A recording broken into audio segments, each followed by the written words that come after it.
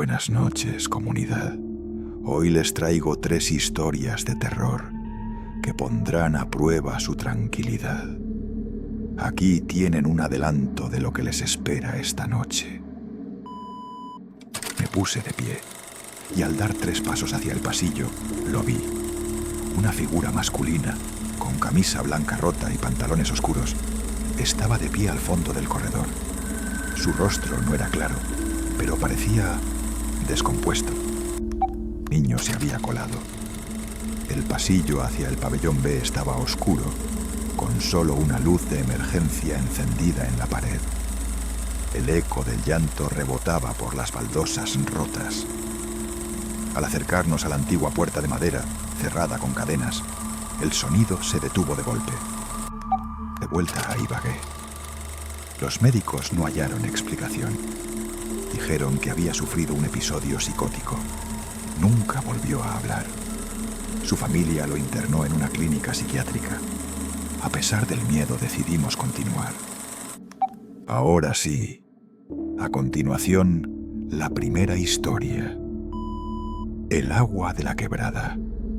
En lo profundo del departamento del Tolima, cerca del cañón del río Conveima, existe una vereda que no aparece en los mapas modernos.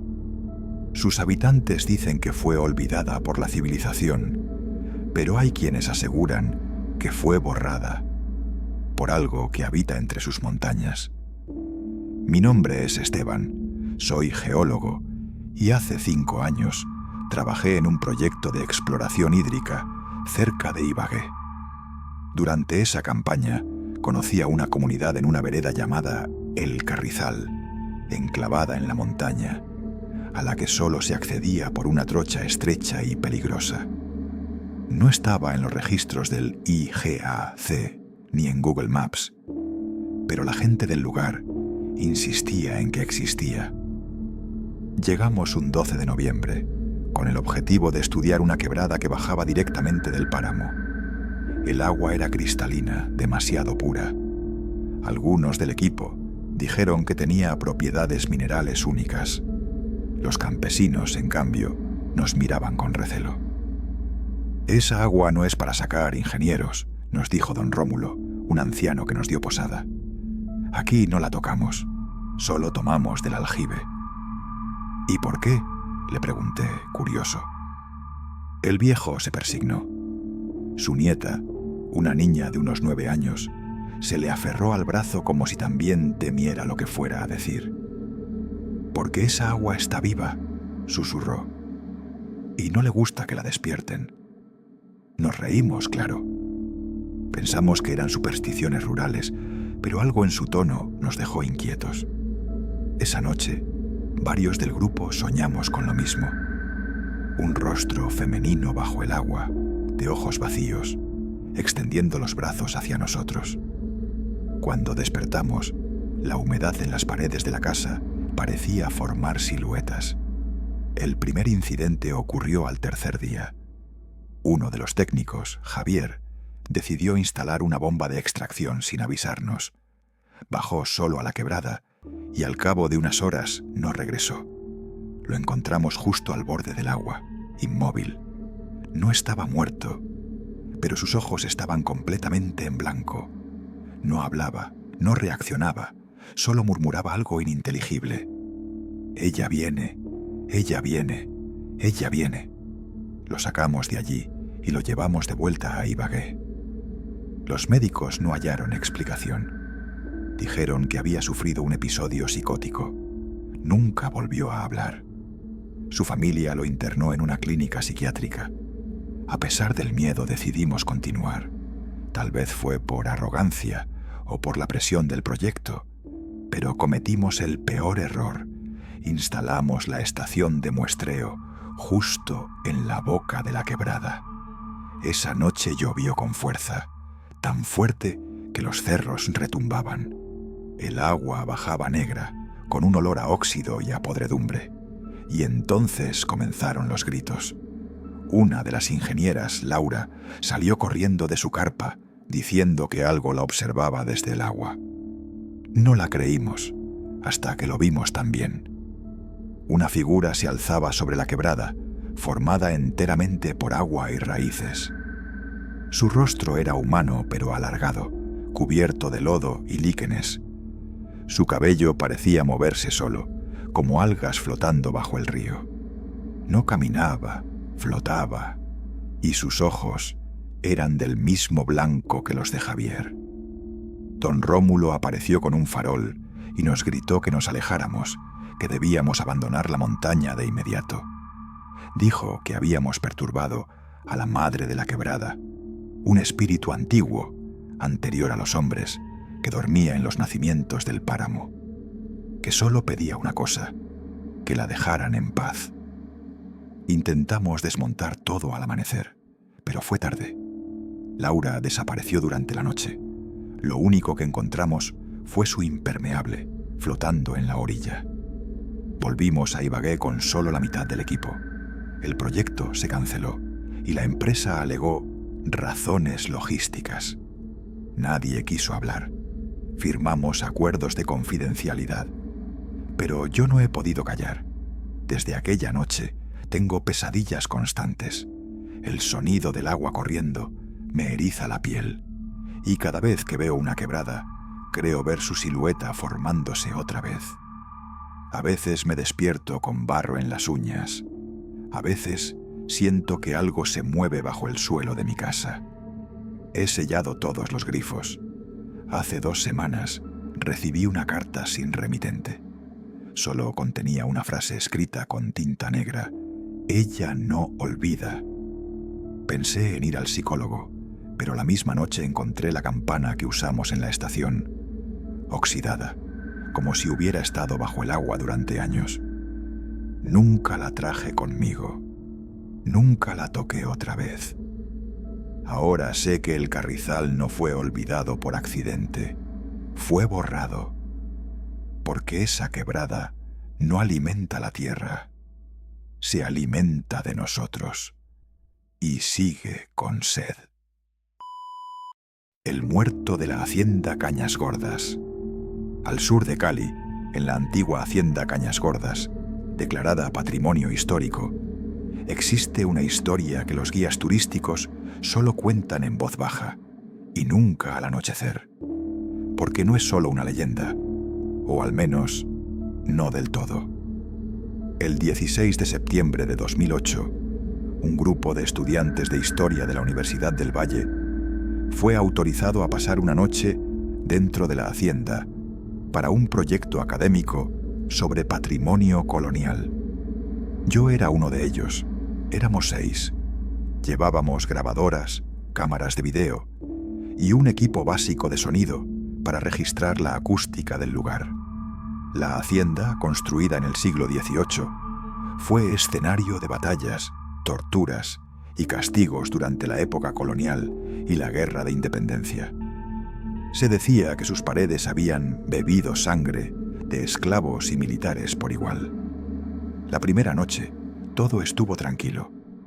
Hicimos tomas, entrevistas entre nosotros y revisamos la historia documentada, que allí fusilaron patriotas, que en sus sótanos encerraban esclavos rebeldes, que muchos no salieron vivos. Cosas que uno estudia sin pensar demasiado, hasta que las empieza a vivir. Fue durante la segunda noche cuando comenzaron las cosas extrañas. A eso de las 2:30 de la mañana, mientras grabábamos en el salón principal, donde solían realizarse tertulias coloniales, se escuchó un golpe seco, como si una silla hubiese sido arrastrada.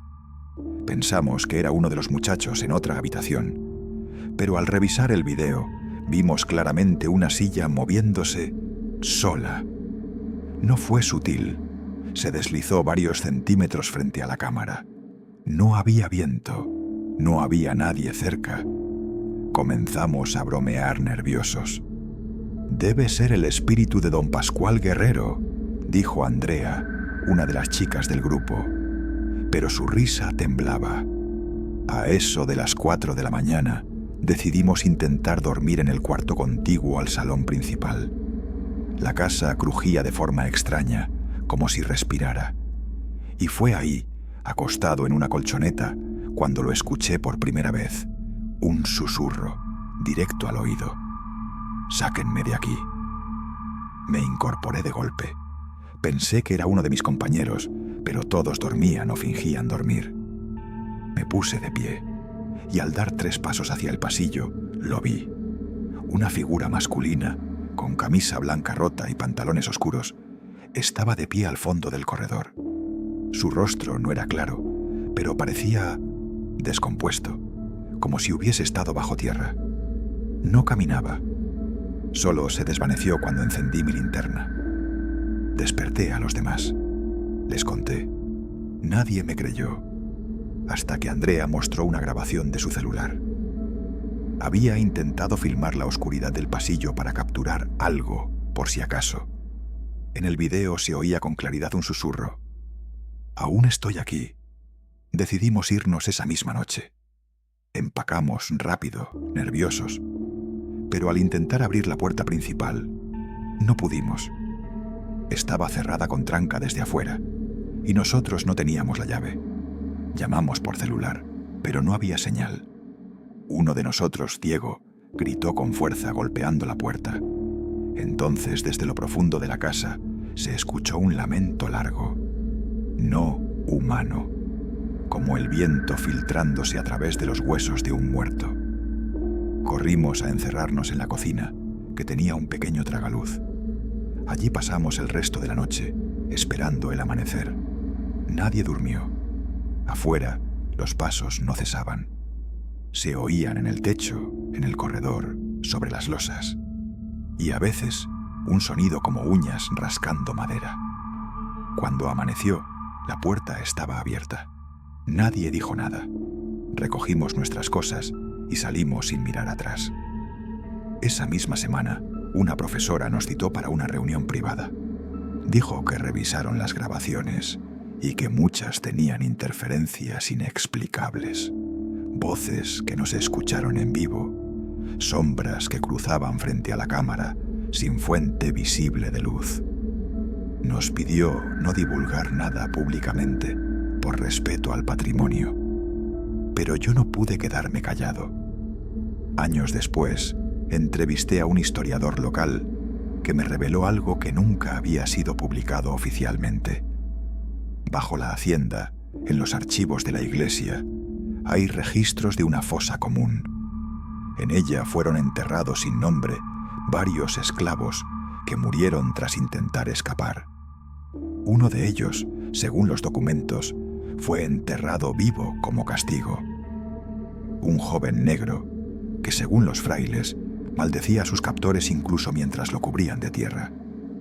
Desde entonces, los cuidadores de la hacienda dicen que por las noches se oye una voz pidiendo ayuda.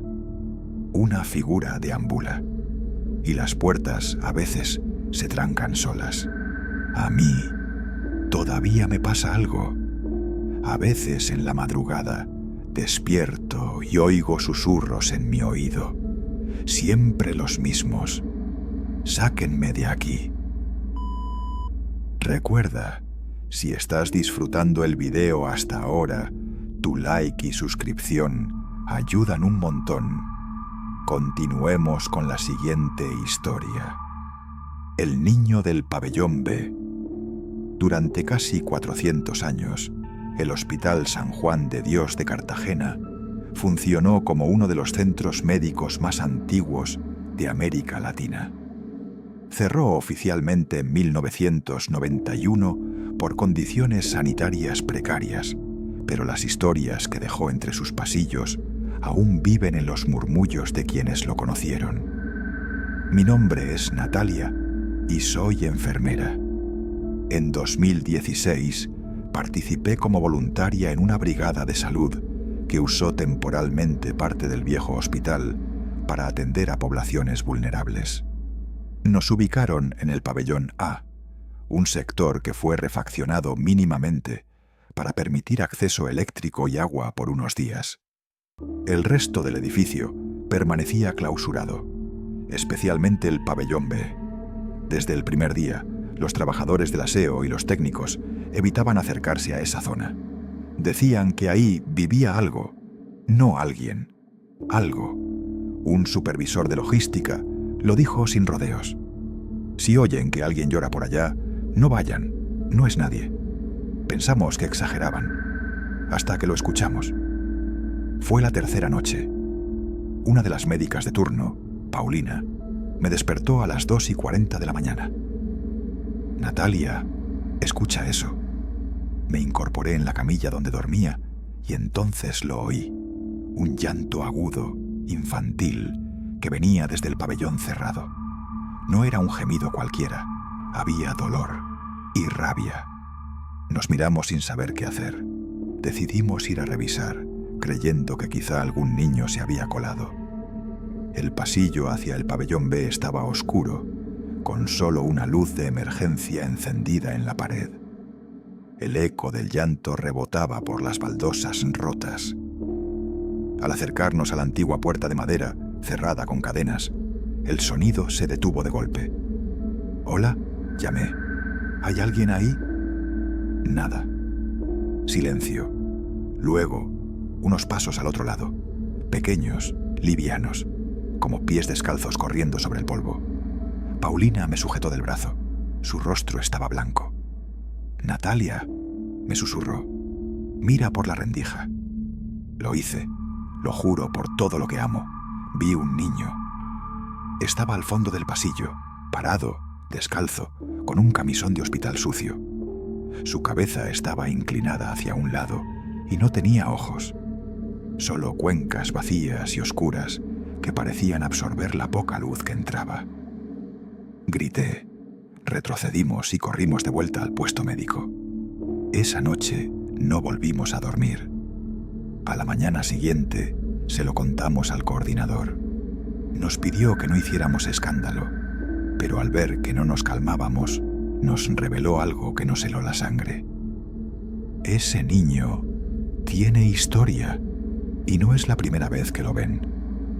Nos explicó que, según los archivos del hospital, en 1979 hubo un incendio en el ala pediátrica del pabellón B. Murieron 3 niños por inhalación de humo y uno, el menor de todos, desapareció.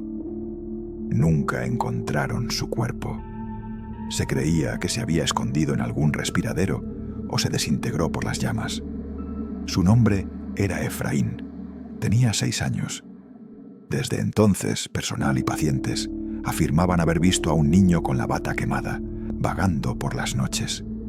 Algunos lo oían llorar, otros lo veían sentado en los pasillos. Siempre desaparecía si intentaban acercarse.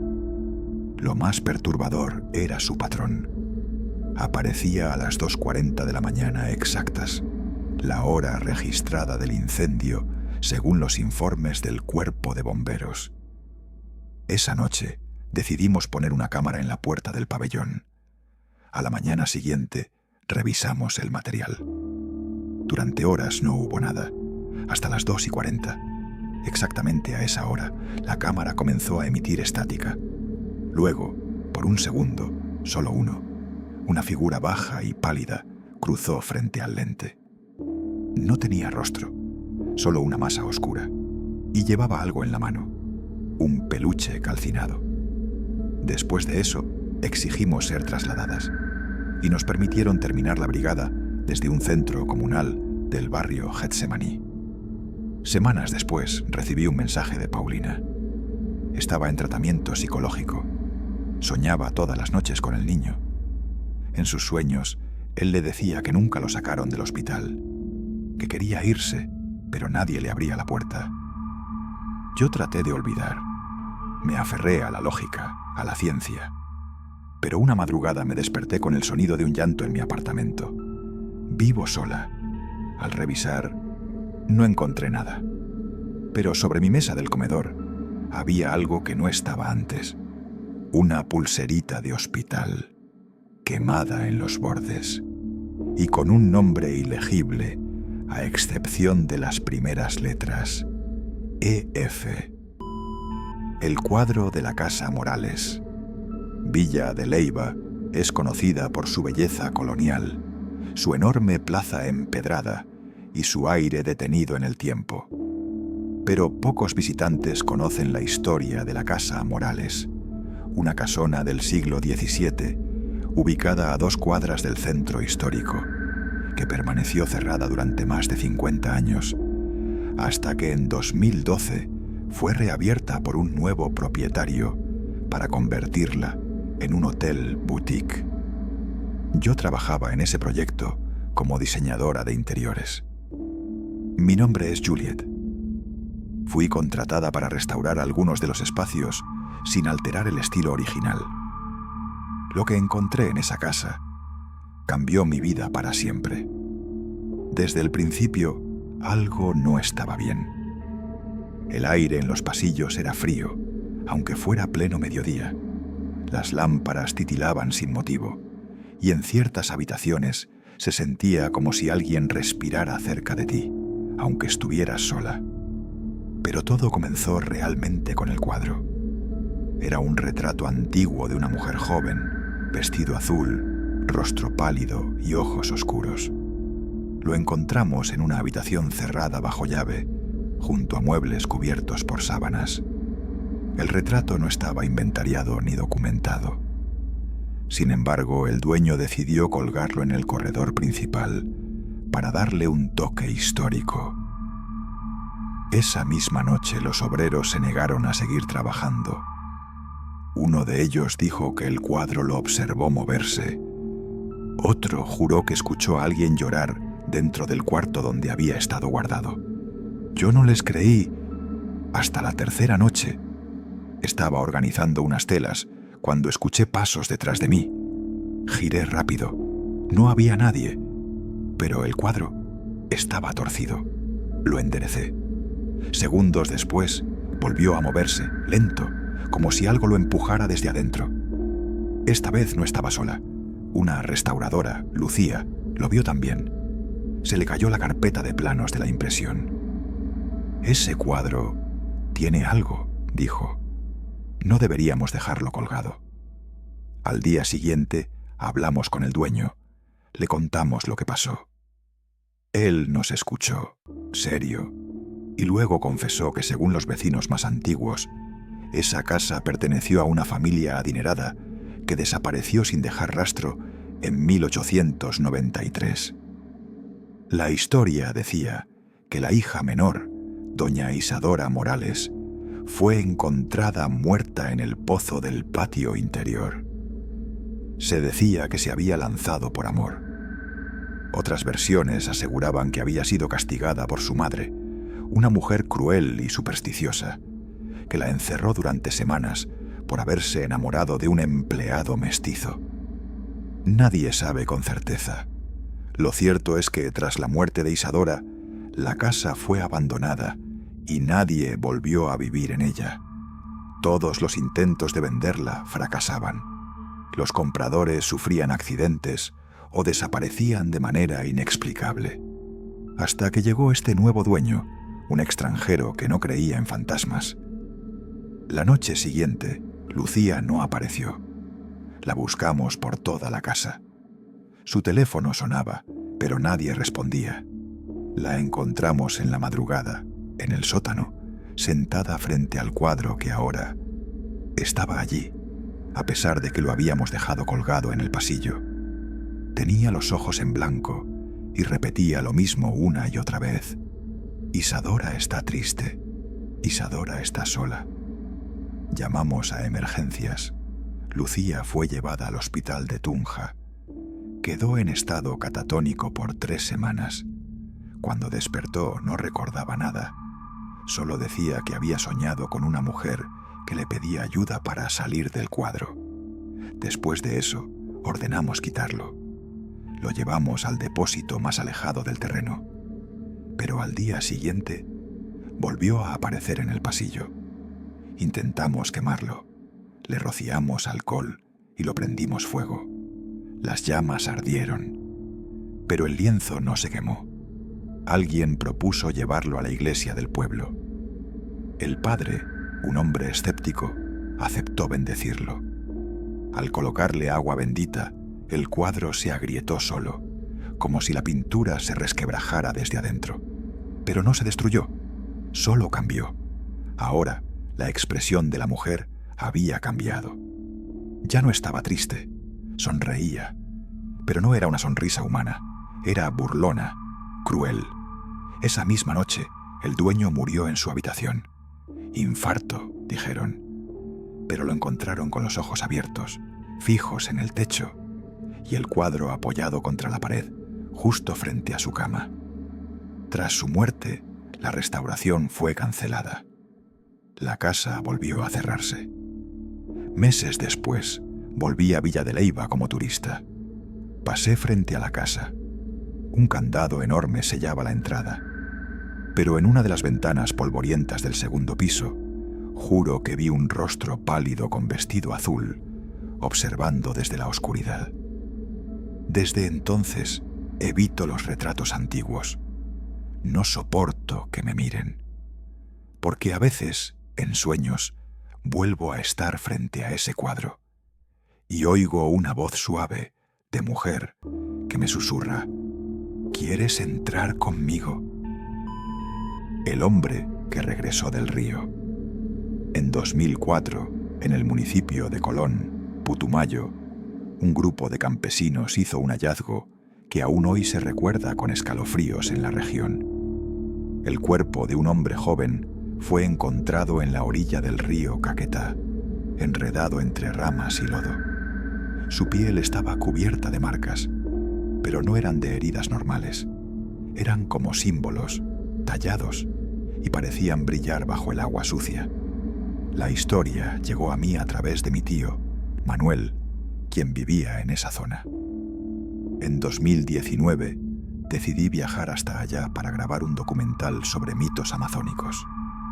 Lo que encontré superó cualquier ficción. Al llegar al caserío El Limón, la gente hablaba de aquel cuerpo como si hubiese traído una maldición. Decían que desde ese hallazgo, las noches ya no eran iguales, que se escuchaban susurros en la selva, que el río se agitaba sin viento. Algunos incluso juraban haberlo visto de nuevo, caminando entre los árboles, aunque lo habían enterrado junto al cementerio, al pie de un árbol de ceibo. Uno de los habitantes, doña Marta, me contó lo que nadie se atrevía a repetir. Ese muchacho era hijo de bruja, pero no de una bruja cualquiera. Era hijo de una mujer de agua, una que vivía río abajo, donde los caucheros ya no se atreven a entrar. Me reí al principio, pero su mirada me congeló. No es cuento, mijo. A los hijos de río no se les puede enterrar, porque regresan. La misma noche de esa entrevista, fui con mi camarógrafo, Andrés, a grabar tomas del río. Lo hicimos desde una canoa amarrada a la orilla. La selva sonaba viva, los grillos cantaban y el agua corría lenta. A eso de las 2 de la mañana, todo se detuvo, literalmente. Los grillos dejaron de cantar, las hojas no se movían, el río se quedó quieto, como si algo más grande que la naturaleza misma lo hubiera ordenado callar. Entonces oímos pasos en el agua, lentos, pesados, como si alguien caminara por el lecho del río. Andrés encendió la linterna. Nada, solo barro, pero el agua se empezó a tornar turbia, con un olor metálico fuerte, como sangre vieja. Y luego lo vimos. Una figura emergió, despacio, sin salpicar, como si no desplazara el agua. Era un hombre, sí, pero su piel tenía un tono verdoso y su torso estaba cubierto de símbolos. Tenía los ojos completamente blancos y en su rostro no había expresión, solo vacío. Andrés quiso moverse, pero la canoa se sacudió con violencia. Algo la golpeó desde abajo. El ser habló, pero no con palabras. Era como si su voz sonara directamente en nuestra cabeza. Yo no fui llamado, yo fui arrojado, y ahora busco un cuerpo. Salimos corriendo, abandonamos los equipos, no miramos atrás. Pasamos la noche encerrados en casa de doña Marta, quien rezó toda la noche con una vela encendida. Nos dijo que lo que habíamos visto no era un simple espíritu, sino un devuelto uno de esos muertos que no aceptan la muerte porque su alma no pertenece a este mundo. Ella insistió en que el cuerpo del muchacho nunca debió ser enterrado en tierra firme, que su madre, la mujer de agua, lo había creado para regresar. Pero cuando murió, el alma no supo a dónde ir. Al día siguiente, volvimos al lugar. No quedaba rastro del equipo, ni de la canoa, solo huellas descalzas dirigidas a la selva. Andrés no quiso seguir. Regresó a Bogotá ese mismo día. Yo me quedé unos días más, recopilando testimonios. Un chamán inga aceptó hablar conmigo. Dijo que el muchacho, llamado Julián, era parte de un experimento espiritual prohibido. Su madre no era completamente humana. Era una de las madres del río, entidades ancestrales que a veces toman forma de mujer para seducir hombres y crear híbridos. Criaturas que no deben morir, porque al morir se quedan en un limbo sin sitio. Ni río, ni tierra, ni cielo. El chamán me dio un consejo. Si alguna vez lo ves de nuevo, no le hables, no corras y no digas su nombre. El nombre le da poder. Regresé a Bogotá con material suficiente para una docuserie. Pero algo se dañó. Las grabaciones de aquella noche estaban en blanco. El audio lleno de estática. Solo se conservó un fotograma congelado de la orilla. En él, una silueta humanoide, apenas visible, parece observar desde entre las ramas. Andrés dejó de hablarme. Tuvo un accidente extraño meses después. Cayó en una piscina, en un hotel, y cuando lo sacaron, tenía símbolos en el pecho. Nadie supo explicarlos. Murió esa noche. Yo aún sueño con pasos en el agua, y hay noches en que mi grifo se abre solo, y el agua fluye negra con olor a lodo. Recuerda, si estás disfrutando el video hasta ahora, tu like y suscripción ayudan un montón. Continuemos con la siguiente historia. La Casa de las Sombras en el Poblado. Corría el año 2014 cuando decidí mudarme a Medellín, una ciudad que siempre me había fascinado por su transformación, sus montañas y su gente amable. Encontré un apartamento para alquilar en un sector tradicional del barrio El Poblado, en una casa antigua que había sido convertida en varios apartamentos. A simple vista, parecía un lugar tranquilo, ideal para empezar una nueva vida. Desde el primer día, noté que había algo extraño en ese lugar. Las paredes parecían susurrar cuando nadie hablaba. Las noches eran inquietantes y a veces sentía que alguien me observaba desde las sombras del pasillo. Lo atribuí al estrés y a la nueva ciudad, pero poco a poco las cosas se hicieron más difíciles de ignorar. Una noche, mientras trabajaba hasta tarde en mi computadora, escuché pasos en el piso de arriba, aunque se suponía que nadie vivía allí.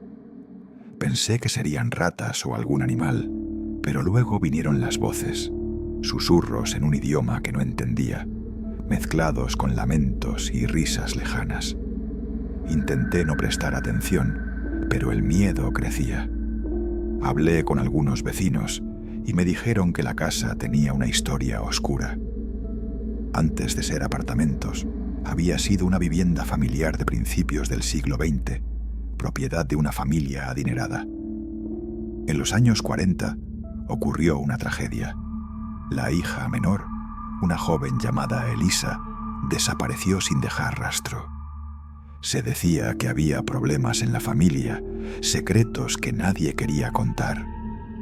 La casa quedó abandonada por años, hasta que la dividieron en apartamentos.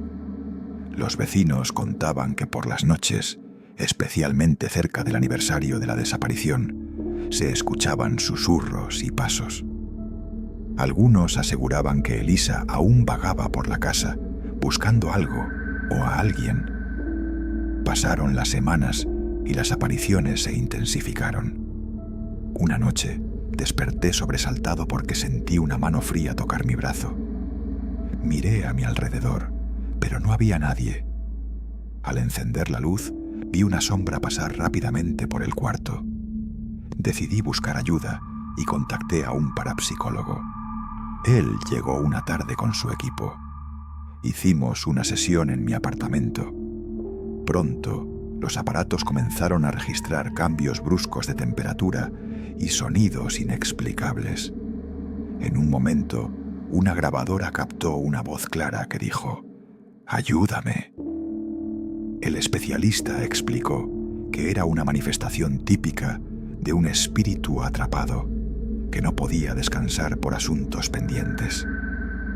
Investigando más, supe que Elisa había tenido una relación secreta con un hombre pobre de la zona, lo cual su madre nunca aceptó.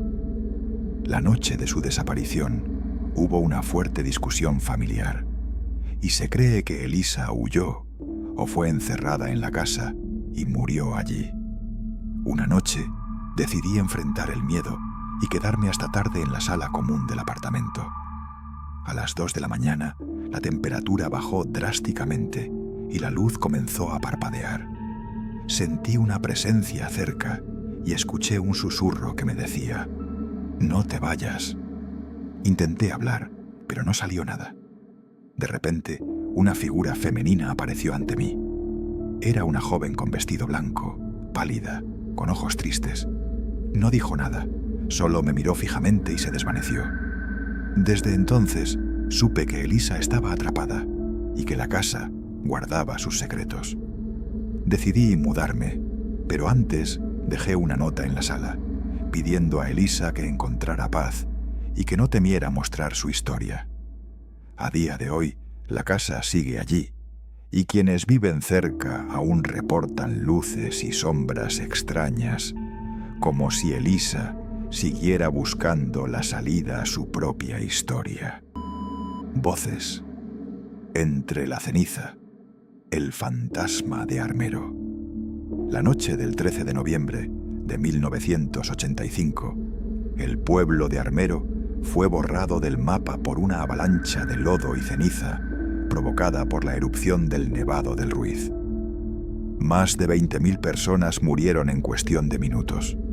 Lo que pocos saben es que desde entonces, los que han regresado a lo que queda del pueblo aseguran que el horror no terminó esa noche.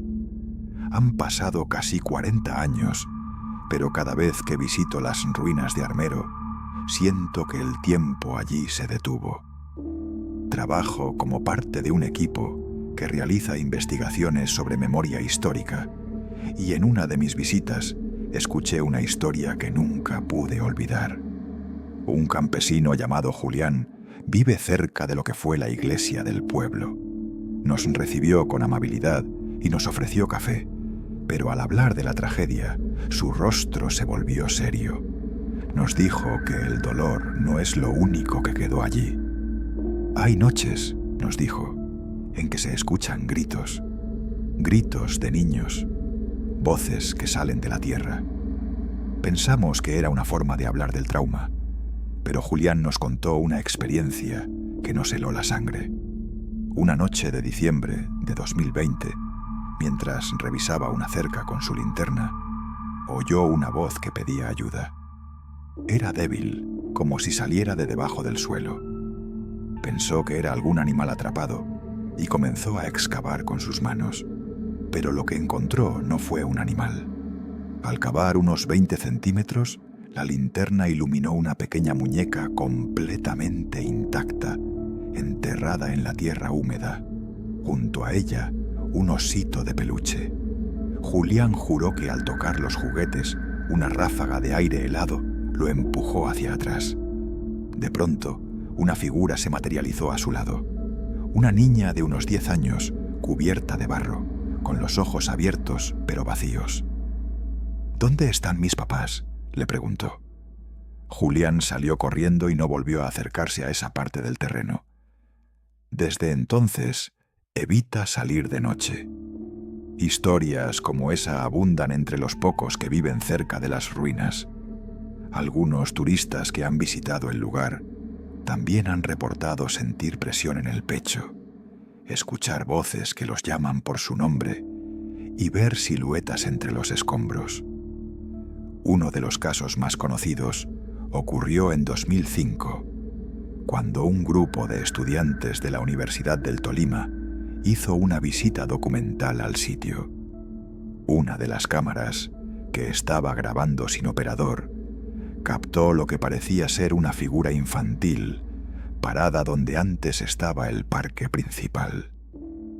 El video muestra claramente una silueta por varios segundos antes de desvanecerse. Lo más escalofriante fue lo que pasó esa noche en el hotel donde se alojaban.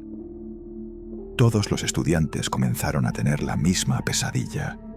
Una niña atrapada bajo el barro, repitiendo una frase una y otra vez: «No me dejen sola». Cuando preguntaron por su nombre, uno de los chicos escuchó claramente: «Omaira». Esa coincidencia les erizó la piel. Omaira Sánchez fue una de las víctimas más icónicas de la tragedia de Armero, cuya agonía fue registrada por medios de todo el mundo mientras permanecía atrapada entre escombros antes de morir. Su imagen recorrió el planeta y se convirtió en símbolo del dolor de una nación.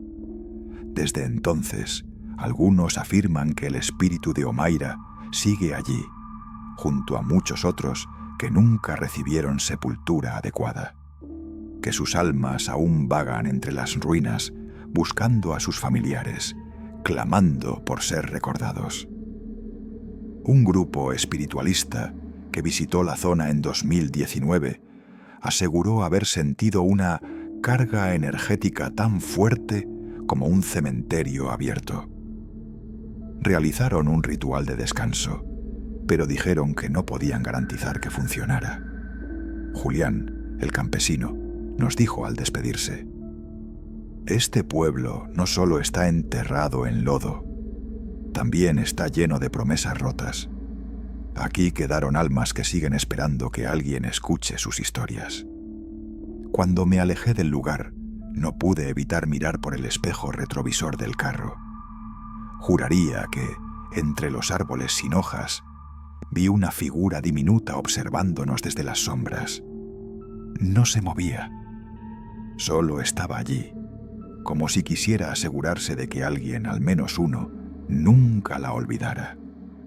Porque hay dolores que el tiempo no entierra.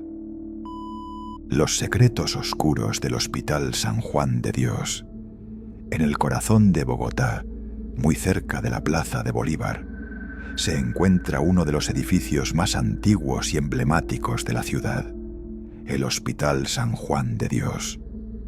Fundado en 1564, este hospital fue por siglos un lugar de atención médica, pero también un escenario donde la historia, la tragedia y lo paranormal se entrelazan. Desde que empecé a trabajar como auxiliar administrativo en el hospital en 2015, escuché innumerables relatos sobre sucesos extraños y apariciones que tenían como escenario este lugar. Al principio, pensé que solo eran leyendas urbanas para asustar a los nuevos empleados, pero con el tiempo, esas historias se hicieron imposibles de ignorar. El hospital, con su arquitectura colonial y pasillos angostos, guarda cientos de secretos. En sus inicios, muchas personas llegaron buscando curación, pero otros murieron allí, especialmente durante epidemias como la fiebre amarilla y la tuberculosis, a finales del siglo XIX y principios del XX. Una de las historias más conocidas es la de la monja blanca, un espectro que muchos aseguran ver en las noches, caminando silenciosamente por los pasillos del antiguo edificio. Se dice que fue una enfermera que murió trágicamente durante una epidemia y que ahora vela por los enfermos desde el más allá. En mis primeros meses trabajando, escuché pasos detrás de mí en el ala antigua del hospital, a veces voces susurrantes y luces que se apagaban y encendían sin explicación. Lo más inquietante fue una noche cuando, revisando unos archivos en la vieja bodega, sentí una presencia muy cerca. Al girar, vi una figura blanca translúcida que desapareció rápidamente. Mi corazón se aceleró y desde ese día supe que algo extraño habitaba allí. Pero el caso que más ha inquietado a trabajadores y visitantes ocurrió en 2017, cuando un grupo de investigadores paranormales fue invitado para documentar la actividad en el hospital. Durante una sesión nocturna, colocaron cámaras y micrófonos en los pisos más antiguos, donde ocurrían los eventos más reportados. De repente, en una de las grabaciones, apareció un extraño sonido, como un llanto infantil mezclado con susurros que pedían ayuda. Las cámaras captaron movimientos de sombras que no correspondían a ningún humano. En un momento, uno de los investigadores sintió un fuerte golpe en la espalda, aunque estaba solo en la habitación. Los investigadores también hallaron un viejo diario escondido en una de las paredes, perteneciente a una enfermera llamada Sofía, quien describía en sus páginas el horror que vivió durante una epidemia de fiebre amarilla en 1890. En el diario, Sofía hablaba de pacientes que se llevaban el alma y de presencias que no querían dejar la tierra. Según la leyenda, muchos pacientes murieron sin un funeral adecuado y sus almas quedaron atrapadas en el hospital, dando lugar a apariciones y fenómenos inexplicables. Una enfermera que trabajó en el hospital durante más de 20 años me contó que muchos compañeros se negaban a entrar a ciertas áreas después del anochecer. Decían que escuchaban lamentos, cadenas arrastrándose y que sentían que alguien invisible los tocaba. En 2019, durante unas obras de restauración en el hospital, los obreros encontraron una pequeña capilla oculta detrás de una pared. Allí había varios objetos religiosos antiguos, velas consumidas y restos de huesos, lo que sugirió que en algún momento se usó para rituales o para resguardar a los muertos que no tenían sepultura. La historia del Hospital San Juan de Dios es un recordatorio de que la muerte, la enfermedad y la historia pueden dejar marcas invisibles, pero palpables para quienes se atreven a sentirlas. Hoy, el hospital sigue en funcionamiento parcial, con muchas áreas cerradas al público. Pero el misterio y las historias de fantasmas persisten. Los trabajadores y visitantes respetan el lugar y prefieren no hablar demasiado para no invocar lo que habita en esos pasillos antiguos. Recuerda, si estás disfrutando el video hasta ahora, tu like y suscripción ayudan un montón. Continuemos con la siguiente historia. La maldición de la hacienda. El diamante. En las tierras apartadas del departamento de Santander, Colombia, se encuentra lo que quedó de una antigua hacienda llamada El Diamante. Construida a finales del siglo XIX, durante el auge cafetero, la finca era conocida por su riqueza, la producción de café y la poderosa familia Martínez que la poseía. Pero tras la fachada de lujo y prosperidad, se oculta una historia sombría que los lugareños todavía cuentan en voz baja, con temor y respeto. La historia comienza en 1923, cuando don Alejandro Martínez, el patriarca de la familia, murió de forma repentina en la hacienda. Según los documentos oficiales, su causa de muerte fue un ataque al corazón, pero muchos sospechaban que algo más siniestro ocurrió. Alejandro había tenido un conflicto grave con un chamán indígena de la comunidad Uwa, quienes habitaban esas tierras desde tiempos ancestrales. Se dice que el terrateniente había usurpado sin contemplación tierras sagradas, lo que enfureció al chamán. Cuenta la leyenda que antes de morir, el chamán maldijo a Alejandro con estas palabras: «La tierra que robaste nunca te dejará descansar. Su espíritu te perseguirá hasta que devuelvas lo que le pertenece». Desde entonces, extraños sucesos comenzaron a ocurrir en la hacienda. Los campesinos que trabajaban para los Martínez comenzaron a escuchar lamentos y gritos que salían de la nada, especialmente durante las noches. Las puertas se abrían solas, objetos desaparecían y aparecían en otros lugares, y una figura espectral apareció en varias ocasiones. En 1925, 2 años después de la muerte de don Alejandro, su hijo mayor, Hernán Martínez, decidió regresar a la hacienda tras vivir años en Bucaramanga. Hernán quería restaurar el legado familiar, pero lo que encontró fue un lugar sumido en la oscuridad y el silencio inquietante. La casa principal mostraba signos de abandono y había un aire pesado que no se podía explicar. A las pocas noches de su llegada, Hernán comenzó a tener pesadillas recurrentes. En ellas veía al chamán Uwa, con rostro cubierto de pintura blanca y negra, advirtiéndole que debía respetar la tierra y dejar en paz a sus ancestros. En sus sueños, el chamán señalaba un pozo oculto en la finca, lugar donde el alma de su padre estaba atrapada, y exigía que se hiciera un ritual para liberarla. Hernán intentó ignorar esas visiones, pero durante el día también ocurrían cosas extrañas.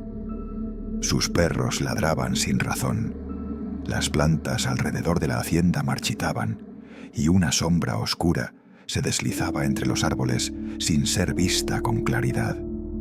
Desesperado, Hernán contactó a un sacerdote local que además era conocedor de rituales indígenas.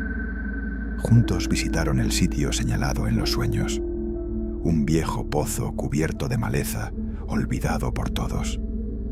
Allí, el sacerdote encontró símbolos extraños grabados en la piedra alrededor del pozo, parecidos a los usados por la comunidad Uwa en sus ceremonias. El ritual para liberar el espíritu de don Alejandro fue intenso. Quemaron hierbas sagradas, entonaron cantos ancestrales, y Hernán pidió perdón por los pecados de su familia contra la tierra. Sin embargo, mientras realizaban la ceremonia, el viento comenzó a soplar con furia y una figura oscura emergió del pozo. Era el espíritu de don Alejandro, con ojos vacíos y un aura maldita. Gritó palabras ininteligibles y lanzó un último suspiro que heló la sangre a todos los presentes. El sacerdote advirtió que la maldición no se rompía tan fácilmente. La tierra reclamaba justicia y el precio sería alto. Tras ese evento, la finca fue abandonada definitivamente. Hernán desapareció sin dejar rastro y nunca más se supo de él. La hacienda El Diamante quedó en ruinas y el pozo maldito se cubrió nuevamente de maleza. En las comunidades cercanas, los ancianos aseguran que en noches sin luna se pueden escuchar los lamentos de un hombre que clama por justicia desde el pozo. Cuentan que la tierra tiembla levemente y que un frío sobrenatural envuelve el lugar, señal de que la maldición sigue viva. En 2018, un grupo de estudiantes de antropología decidió investigar la finca. Equipados con cámaras y grabadoras, pasaron una noche cerca del pozo. Al revisar las grabaciones, encontraron un extraño susurro que decía: «Devuélvanme lo que es mío». Las imágenes mostraban una sombra que se elevaba desde el pozo y una caída abrupta de la temperatura. Los jóvenes huyeron aterrados y no volvieron a acercarse. Hoy, la hacienda El Diamante es solo un recuerdo envuelto en leyendas y advertencias. Los pocos que se atreven a visitar el lugar sienten una energía pesada, como si la tierra misma guardara rencor. La historia de don Alejandro y su familia es un reflejo de muchas otras en Colombia. donde la lucha entre modernidad y tradiciones ancestrales termina dejando heridas abiertas y misterios sin resolver. La Casa del Silencio, basado en hechos reales, Antioquia, Colombia. En las afueras de Santa Fe de Antioquia hay una finca colonial que los lugareños evitan, incluso de día. Se le conoce como la Casa del Silencio, no porque allí reine la paz, sino porque quienes entran rara vez vuelven a hablar de lo que vieron dentro. Lo que ocurrió allí en 1998 aún causa escalofríos entre los habitantes del pueblo. Según los registros policiales, en julio de ese año, una familia de Medellín, los Valderrama, decidió comprar la propiedad con la intención de convertirla en un hotel rural. Eran 5, padre, madre, 2 hijas adolescentes y una tía abuela. La casa había estado deshabitada por décadas, pero la estructura seguía en pie, rodeada de montañas y árboles de Guayacán. Un lugar aparentemente perfecto. Durante las primeras semanas comenzaron las remodelaciones. Los albañiles se quejaban de sensaciones extrañas, herramientas que desaparecían o se movían solas, y un zumbido en los oídos que se volvía insoportable en ciertas habitaciones. Uno de ellos renunció tras ver, según sus propias palabras, una mujer flotando por el corredor con los ojos vendados. Nadie le creyó. La familia, sin embargo, continuó, hasta que las cosas empezaron a cambiar. Una de las hijas, Mariana, comenzó a hablar sola. Decía que jugaba con una niña llamada Ana, que le contaba secretos de la casa. Al principio lo tomaron como producto de la imaginación, hasta que Mariana comenzó a tener marcas en los brazos, como si alguien la hubiera sujetado con fuerza. Cuando le preguntaban qué había pasado, solo decía: «Ana se pone brava cuando la ignoro». Una noche, la madre se despertó al escuchar pasos en el pasillo. Fue a revisar pensando que era una de las hijas, pero las encontró dormidas. Al regresar a su cuarto, vio a la tía abuela parada frente al espejo, repitiendo una frase una y otra vez. «No debimos entrar. Ella no duerme. Ella no duerme». Días después, la tía fue hallada muerta en su cama. El forense no encontró causas claras. Paro cardíaco por estrés agudo fue lo único que pudo anotar en el informe. El padre, ya angustiado, revisó los archivos de la propiedad y encontró una historia que nunca les habían contado. La casa pertenecía en el siglo XIX a una mujer conocida como doña Elena de Mondragón, hija de un hacendado poderoso y temido en la región. Según los registros, Elena vivió encerrada toda su vida, acusada de estar poseída por demonios. La mantenían atada a una silla y con los ojos vendados para que no viera al diablo dentro de los demás. Murió a los 28 años, en circunstancias que nunca se esclarecieron. Algunas versiones dicen que fue envenenada por su propio padre. Otros aseguran que desapareció y nunca encontraron su cuerpo.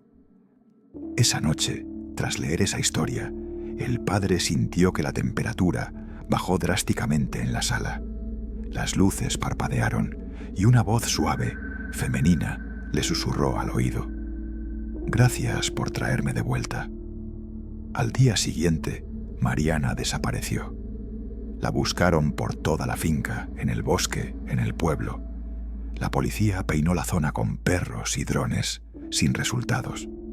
Días después, la encontraron sentada en la antigua capilla de la finca, con los ojos vendados con una cinta negra, igual que en los dibujos antiguos de doña Elena.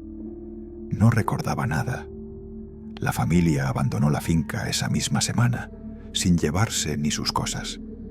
Desde entonces, la casa permanece deshabitada, cubierta por maleza, con la capilla clausurada por orden municipal. Pero no está vacía. En 2011, un grupo de exploradores urbanos entró con cámaras buscando registrar actividad paranormal. Solo uno regresó. Los otros 2 fueron encontrados inconscientes al día siguiente por la policía. Uno de ellos no volvió a hablar. Literalmente, su lengua estaba mordida, y no por él. El que sobrevivió relató que, al entrar en el comedor principal, vieron una figura femenina sentada en una silla antigua, con las manos atadas y la cabeza agachada. Cuando intentaron alumbrarla, la figura se levantó lentamente, los miró con los ojos completamente negros y les susurró algo que hizo que uno de ellos comenzara a convulsionar en el acto. No era español, era como otro idioma, como algo que no deberíamos entender, dijo. Los equipos de grabación se dañaron.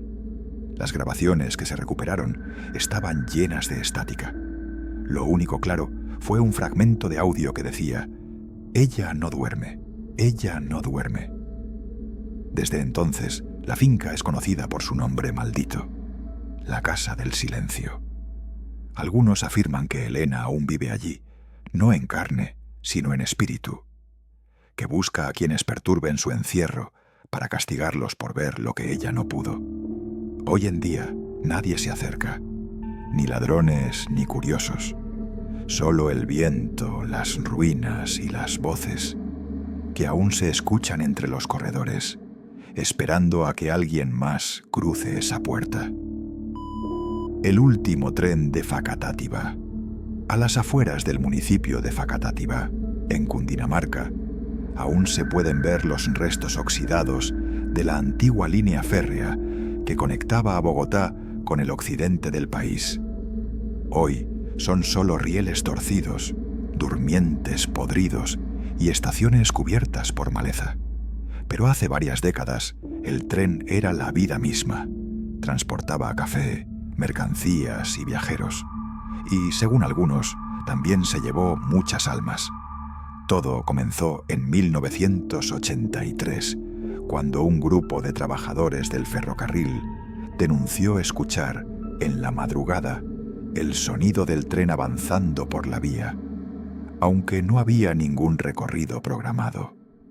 El silbido del motor, el chirrido de las ruedas y hasta los golpes metálicos de los vagones eran audibles desde kilómetros.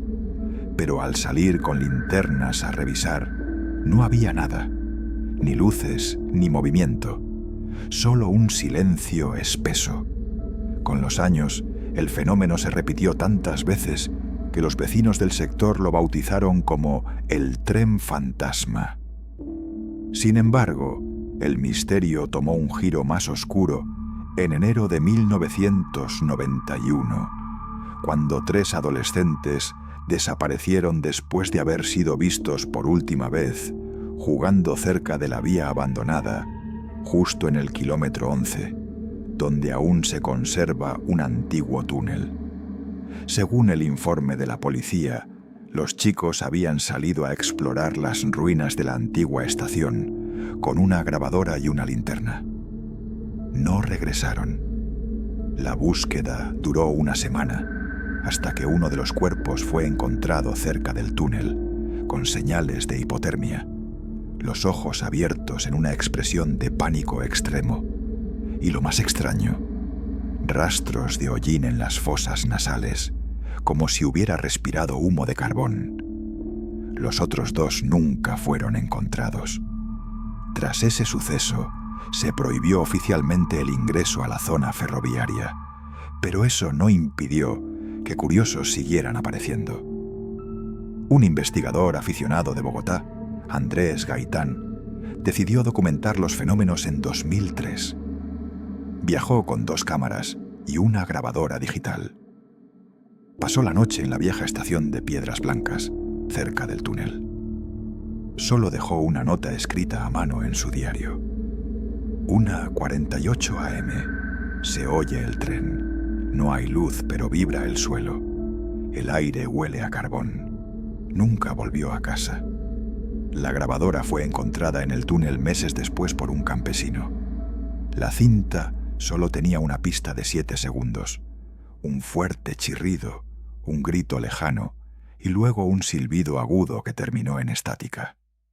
La historia fue recogida por un periodista de Zipaquirá en un artículo titulado La vía que conduce al más allá, pero fue rápidamente censurado por el periódico local, al parecer por presión de autoridades ferroviarias que no querían sensacionalismo. Los vecinos, sin embargo, saben que algo pasa allí. En el barrio La Concepción, ubicado cerca de Los Rieles, la señora Nora, de 72 años, relató que cada 13 de abril, fecha de la última gran colisión del tren en 1965, se escuchan los gritos de pasajeros, el rechinar de frenos y el estruendo de metal chocando. Esa tragedia real dejó más de 40 muertos, muchos de los cuales nunca fueron plenamente identificados. Esa noche no se duerme. Los perros ladran, las luces parpadean y uno siente frío en los huesos, dijo Nora mientras sostenía un rosario. En 2017, un grupo de turistas argentinos intentó filmar un documental corto sobre trenes abandonados. Ingresaron al túnel con drones y linternas, pero tras 2 minutos de grabación, las baterías murieron simultáneamente. A la salida, uno de ellos comenzó a llorar sin explicación. Cuando volvió a su país, renunció a su trabajo y dejó la industria del cine. El vídeo captado en la entrada del túnel mostraba algo espeluznante. Una sombra densa, con forma humana, que parecía moverse entre los rieles sin emitir sonido. Uno de los drones captó una figura blanca parada en medio del túnel durante una fracción de segundo. Cuando intentaron analizarla con software especializado, el archivo simplemente se corrompió. Muchos creen que el fenómeno está relacionado con una antigua leyenda muisca sobre una deidad de la muerte que viajaba por ríos de hierro y se llevaba las almas sin destino. Algunos chamanes aseguran que las vías del tren, al ser caminos trazados sobre tierra ancestral, sin ningún respeto espiritual, quedaron malditas. Hoy la estación está en ruinas. Nadie se atreve a pasar la noche allí. Las historias siguen circulando. Personas que desaparecen, susurros en la oscuridad, pasos sobre grava donde no hay nadie y siempre, al final, el silbido de un tren que ya no existe. El último tren de Facatativá no transporta pasajeros. Solo recoge a quienes se atreven a escucharlo. Recuerda, si estás disfrutando el video hasta ahora, tu like y suscripción ayudan un montón. Continuemos con la siguiente historia. El llanto en el trapiche, la maldición de la hacienda, el paraíso. En las afueras de Chimichagua, un pequeño municipio del departamento del César, existió durante décadas una hacienda cañera llamada El Paraíso. Sus tierras fértiles producían toneladas de caña de azúcar que alimentaban un trapiche de madera viejo, pero resistente. Nadie la visita desde 1994, cuando su último propietario desapareció sin dejar rastro. Desde entonces solo queda polvo, vegetación crecida y una leyenda que hiela la sangre. La historia se remonta a principios del siglo XX, cuando la finca pertenecía a don Pedro Abello, un hacendado temido por su crueldad. Se decía que usaba a los trabajadores como esclavos y que si alguno se enfermaba o intentaba escapar, lo encerraba en el sótano del trapiche hasta morir. Algunos incluso hablaban de rituales con sangre para fortalecer la molienda y proteger la zafra. Con los años, la familia Abello desapareció misteriosamente. La hacienda pasó por varias manos, pero nadie lograba conservarla por más de 2 años. Todos los dueños caían en desgracia. Accidentes, incendios, suicidios. Algunos lo atribuyen a una maldición antigua, otros a una presencia que jamás abandonó ese lugar. En 1992, la finca fue comprada por Rubén Henao, un ingeniero agrónomo de Valledupar que soñaba con revivir el trapiche artesanal. Tenía esposa, una hija pequeña llamada Dalia, y la idea de convertir la hacienda en un centro turístico rural. Durante los primeros meses, todo parecía ir bien, hasta que comenzaron los ruidos. Por las noches, Rubén escuchaba lo que él describió como el lamento de una mujer con cadenas. Primero pensó que era el viento, luego una alucinación por el cansancio. Pero su esposa también lo escuchó. Y su hija comenzó a hablar con alguien que, según ella, vivía dentro del trapiche. Se llama Ángela, dice que la dejaron sola ahí y que tiene hambre, le decía la niña. Rubén, preocupado, revisó el lugar una noche con una linterna. Cuando abrió la compuerta del sótano bajo el trapiche, el aire se volvió denso y frío. Un olor fétido lo golpeó de frente.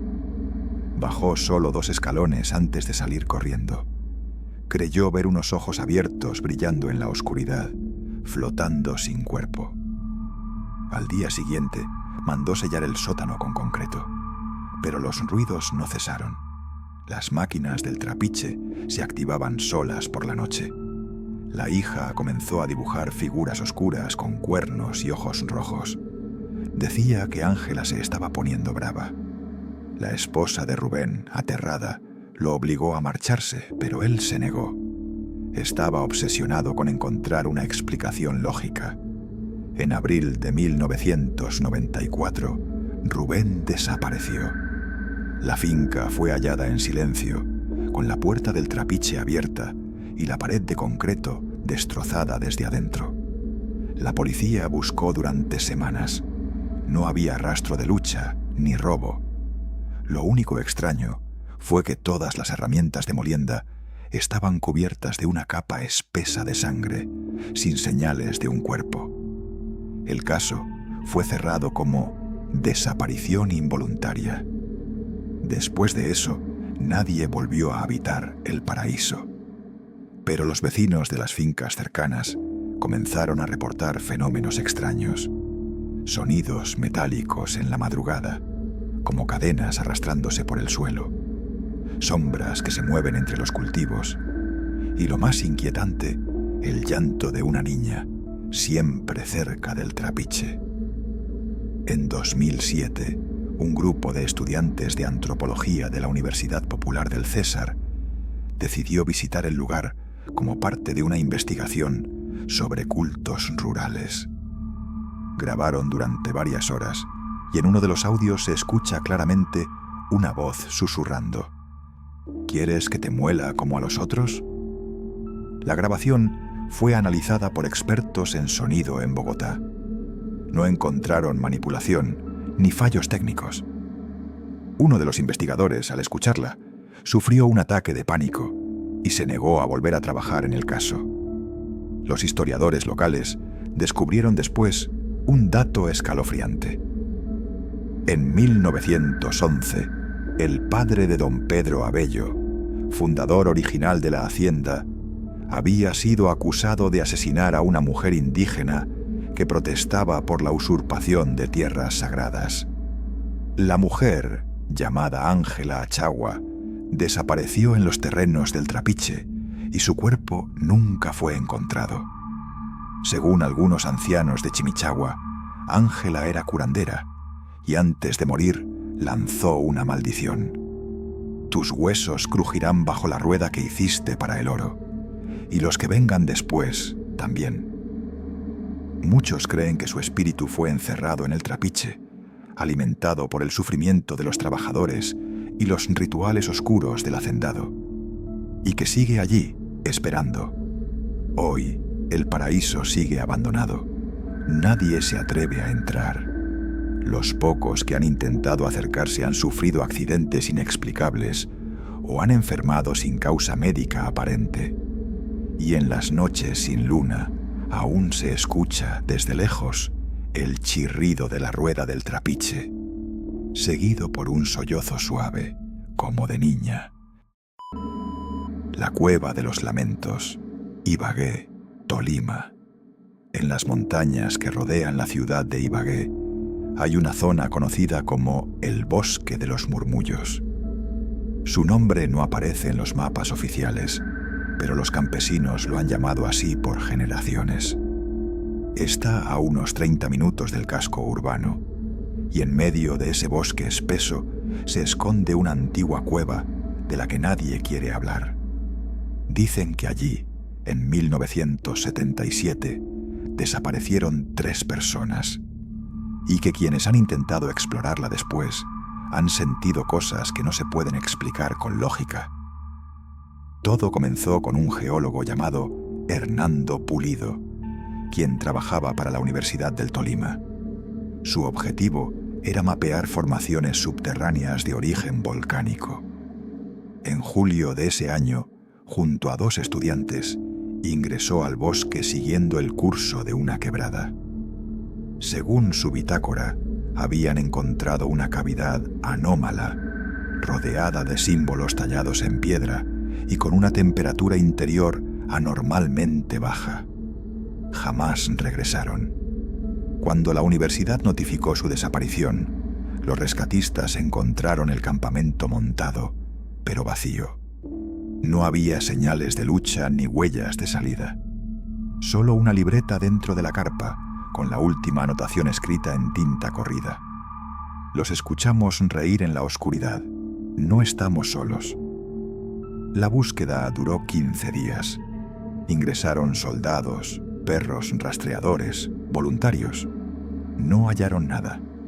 La cueva fue sellada con rocas por orden del gobierno local y el bosque declarado zona de reserva. El caso fue olvidado hasta que comenzaron los testimonios. Campesinos reportaron escuchar gritos apagados desde la profundidad de la montaña. Uno de ellos, don Apolinar, dijo haber visto luces dentro del bosque en plena madrugada, y al acercarse a la entrada de la cueva sellada, escuchó claramente a alguien llamarlo por su nombre, con la voz exacta de su difunta esposa. En 1999, un grupo de senderistas de Bogotá decidió explorar el área sin permisos. Grabaron con una videocámara VHS mientras recorrían el bosque. 2 horas después de entrar, uno del grupo, Héctor Fajardo, salió solo, desorientado, con la ropa rasgada y las manos llenas de tierra. No recordaba nada, salvo una frase que repetía entre dientes: «Están atrapados, no saben que están muertos». El video fue recuperado días después. Muestra 45 minutos de caminata normal, hasta que en la entrada de la cueva la cámara comienza a grabar sonidos extraños. Una especie de canto infantil, seguido de risas y voces que parecían superponerse en varios idiomas. Luego, la imagen se congela y la cinta se quema parcialmente. El fotograma final muestra una figura humanoide, sin ojos, observando desde la oscuridad. Expertos en audio forense analizaron la grabación y concluyeron que los sonidos tenían frecuencias no humanas, similares a registros ultrasónicos. Un investigador propuso que podían ser infrasonidos naturales, capaces de alterar la percepción y causar alucinaciones. Sin embargo, no se encontró origen geológico que lo explicara. En 2011, un arqueólogo español llamado Luis R. Castells viajó a Tolima para investigar petroglifos precolombinos. Al enterarse de la historia de la cueva, contactó a un chamán pijao, descendiente directo de los pueblos que habitaron esa región. El anciano, de nombre Mocaná, se negó rotundamente a hablar del lugar, pero finalmente le dijo: «Allí no hay cueva, hay un estómago, el de algo que duerme, y a veces sueña con los que se le acercan».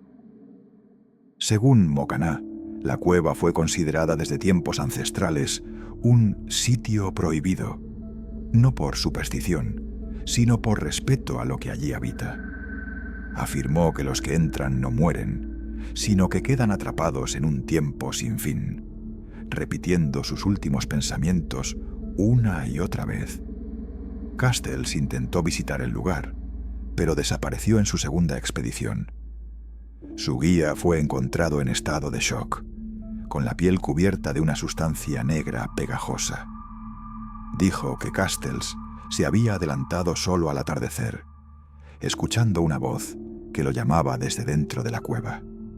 Nunca más se supo de él. Desde entonces, la zona fue acordonada. Hay reportes de militares colombianos apostados en los alrededores, lo que ha despertado todo tipo de teorías, desde pruebas secretas de sonido hasta puertas a otros planos. Ninguna ha sido confirmada oficialmente. Los habitantes cercanos aún afirman que en ciertas noches de luna nueva se escucha claramente el eco de risas que no suenan humanas y el llanto de personas que no están allí. Incluso hay quienes aseguran que si pasas más de 5 minutos frente a la cueva, comienzas a oír a alguien diciéndote tu nombre, aunque estés completamente solo. Nadie ha logrado explicar qué ocurrió exactamente con los geólogos, los senderistas ni el arqueólogo. Pero la advertencia sigue viva entre los habitantes del Tolima. Si escuchas tu nombre en el bosque, no respondas. La casa del Puente Nayero. Voces desde el Pacífico. En el corazón del barrio La Playita, en Buenaventura, existe una vieja casona de madera de 2 pisos, abandonada desde 2004. Se encuentra a pocas cuadras del Puente Nayero, una de las zonas más golpeadas por el conflicto armado urbano y las llamadas casas de pique. Sin embargo, la historia de esta casa no está relacionada únicamente con la violencia, sino con algo más profundo, algo que, según los locales, aún respira dentro de sus paredes podridas. Los registros de la alcaldía indican que la casa fue construida en 1942 por un comerciante de apellido Mosquera. Durante muchos años fue un hogar tranquilo, hasta que en 1989 un grupo paramilitar la ocupó durante varias semanas, según testigos, usándola como lugar de tortura. Tras su abandono, nadie quiso habitarla. Se decía que por las noches se escuchaban lamentos y cadenas y que había manchas que sudaban sangre en las paredes. En 2001, una familia desplazada del Chocó, los Baloyes, fue reubicada allí por una fundación humanitaria. La madre, doña Carmen, relató que desde el primer día su hija de 5 años, Yesenia, comenzó a hablar sola. Decía que la señora del patio le enseñaba canciones y le contaba secretos del mar. Pensaron que era imaginación infantil, hasta que una noche Yesenia apareció dormida junto al pozo del patio, con la ropa empapada de agua salada, a pesar de que el mar estaba a varias cuadras de distancia. Las cosas se intensificaron. Los vecinos escuchaban tambores y rezos afrocolombianos provenientes de la casa a medianoche, aunque la familia insistía en no practicar rituales. Carmen comenzó a soñar con un hombre sin rostro, cubierto por peces muertos, que le hablaba en una lengua que ella no comprendía.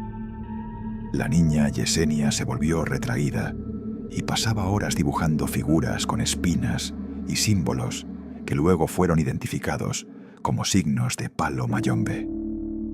En diciembre de 2003, Yesenia desapareció. La última vez que la vieron fue entrando sola al patio trasero durante un apagón. Doña Carmen, desesperada, llamó a la policía. Durante la búsqueda, un oficial abrió una trampilla en el suelo del segundo piso que nadie había notado antes. Al bajar por la escalera de hierro oxidado, encontraron una habitación completamente negra, sin ventanas. Las paredes estaban llenas de marcas de uñas y en el centro había una silla de madera amarrada con cuerdas, aún húmedas. La niña nunca fue encontrada. Un mes después, doña Carmen abandonó la casa.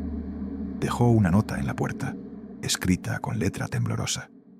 Ella no se perdió. Se la devolvieron al mar. Después de eso, la casa quedó completamente deshabitada. Sin embargo, los fenómenos no cesaron. En 2005, un grupo de documentalistas franceses que grababa sobre desplazamiento armado se interesó en la historia y obtuvo permiso para ingresar. Solo 2 horas después, uno de los camarógrafos salió corriendo, asegurando que había oído un canto en lengua bantú dentro del pozo seco del patio, aunque no había agua, ni nadie más. Las grabaciones fueron analizadas por un etnomusicólogo de la Universidad del Valle, quien concluyó que los cantos coincidían con rezos antiguos practicados por esclavizados traídos al Pacífico en el siglo XVIII. Una parte del audio contiene una frase clara en lengua kikongo que se traduce como «Los que mueren aquí no se van, se quedan para cuidar el agua». Desde entonces, algunos líderes afrodescendientes de la zona han dicho que la casa podría haber sido usada como sitio de rituales para calmar a los espíritus de los muertos injustamente, o que incluso fue un nganga, es decir, un recipiente espiritual que contiene entidades para protección o venganza.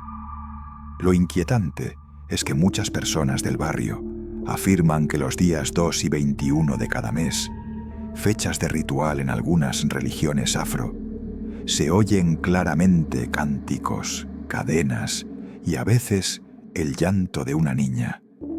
Incluso hay quienes aseguran que han visto una figura pequeña de trenzas negras caminando por el techo, solo para desaparecer de golpe. En 2016, durante un operativo policial para desmantelar una banda local, un agente ingresó accidentalmente a la casa persiguiendo a un sospechoso. En su informe, afirmó haber oído su propio nombre susurrado desde las paredes y vio a una niña parada en la escalera diciendo: ¿Viniste a buscarme? Después del incidente, renunció a la fuerza. Hoy en día, nadie vive en la casona del Puente Nayero. Las autoridades locales la han intentado demoler varias veces, pero las máquinas se averían inexplicablemente. Los obreros aseguran sentirse observados, enfermarse al entrar o tener pesadillas que duran días. Los habitantes del barrio creen que allí hay algo más antiguo que los conflictos, más profundo que los cuerpos enterrados en su historia. Algunos la llaman la casa del agua muerta, otros la puerta del mar adentro. Pero todos coinciden en una cosa: cuando escuches los tambores, no mires al pozo. Recuerda, si estás disfrutando el video hasta ahora, tu like y suscripción ayudan un montón. Continuemos con la siguiente historia. Los secretos oscuros del Hospital San Juan de Dios. En el corazón de Bogotá, muy cerca de la Plaza de Bolívar, se encuentra uno de los edificios más antiguos y emblemáticos de la ciudad, el Hospital San Juan de Dios. Fundado en 1564, este hospital fue por siglos un lugar de atención médica, pero también un escenario donde la historia, la tragedia y lo paranormal se entrelazan. Desde que empecé a trabajar como auxiliar administrativo en el hospital en 2015, escuché innumerables relatos sobre sucesos extraños y apariciones que tenían como escenario este lugar. Al principio, pensé que solo eran leyendas urbanas para asustar a los nuevos empleados, pero con el tiempo, esas historias se hicieron imposibles de ignorar. El hospital, con su arquitectura colonial y pasillos angostos, guarda cientos de secretos. En sus inicios, muchas personas llegaron buscando curación, pero otros murieron allí, especialmente durante epidemias como la fiebre amarilla y la tuberculosis, a finales del siglo XIX y principios del XX. Una de las historias más conocidas es la de la monja blanca, un espectro que muchos aseguran ver en las noches, caminando silenciosamente por los pasillos del antiguo edificio. Se dice que fue una enfermera que murió trágicamente durante una epidemia y que ahora vela por los enfermos desde el más allá. En mis primeros meses trabajando, escuché pasos detrás de mí en el ala antigua del hospital, a veces voces susurrantes y luces que se apagaban y encendían sin explicación. Lo más inquietante fue una noche cuando, revisando unos archivos en la vieja bodega, sentí una presencia muy cerca. Al girar, vi una figura blanca translúcida que desapareció rápidamente. Mi corazón se aceleró y desde ese día supe que algo extraño habitaba allí. Pero el caso que más ha inquietado a trabajadores y visitantes ocurrió en 2017, cuando un grupo de investigadores paranormales fue invitado para documentar la actividad en el hospital. Durante una sesión nocturna, colocaron cámaras y micrófonos en los pisos más antiguos, donde ocurrían los eventos más reportados. De repente, en una de las grabaciones, apareció un extraño sonido, como un llanto infantil mezclado con susurros que pedían ayuda.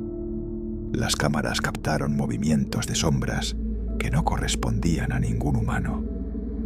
En un momento, uno de los investigadores sintió un fuerte golpe en la espalda, aunque estaba solo en la habitación. Los investigadores también hallaron un viejo diario escondido en una de las paredes, perteneciente a una enfermera llamada Sofía, quien describía en sus páginas el horror que vivió durante una epidemia de fiebre amarilla en 1890.